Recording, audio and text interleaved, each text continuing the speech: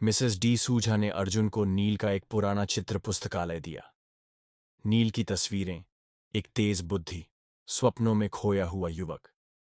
एक चित्र में नील जमीन पर चौक से एक वृत्त बना रहा था, लाल रंग का एक विशेष चिन्ह। अर्जुन ने पूछा, यह क्या है? मां ने बस इतना कहा, यह एक संकेत है, एक निमंत्रण। रात्रि के 2 बज चुके थे। सभी ओर नीरवता थी।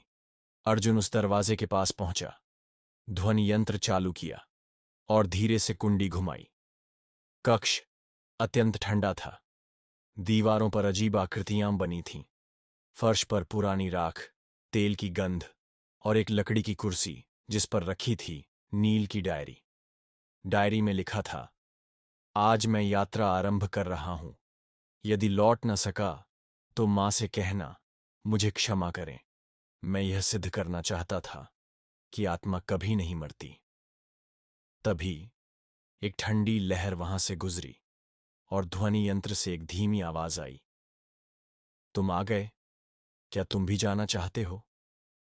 अर्जुन ने पीछे मुड़कर देखा। कोई नहीं था, परंतु दरवाजा अंदर से बंद हो गया था। अगली सुबह मिसेस डिसूजा ने दरवाजा खोला। कक्ष खाली था। केवल वह डायरी वहां रखी थी और ध्वनि यंत्र में एक नई रिकॉर्डिंग थी।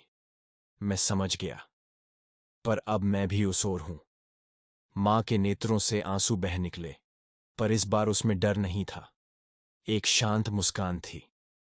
अब नील अकेला नहीं है। उस दिन के बाद वह कोठी सदा के लिए बंद कर दी गई।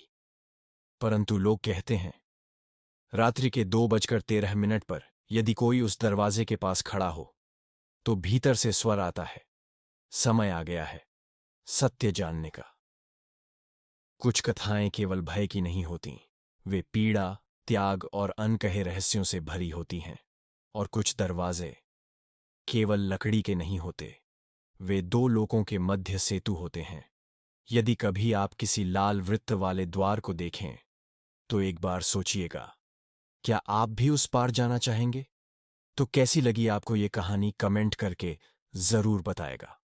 और लाइक, शेयर और सब्सक्राइब जरूर कीजिएगा। आज के लिए आपसे विदा लेता हूं। मैं हूं आपका मित्र। फिर मिलेंगे एक नए रहस्य, एक नए लेट नाइट किस्से के साथ। तब तक के लिए गुड नाइट, शुभ रात्रि और शब्बा खैर।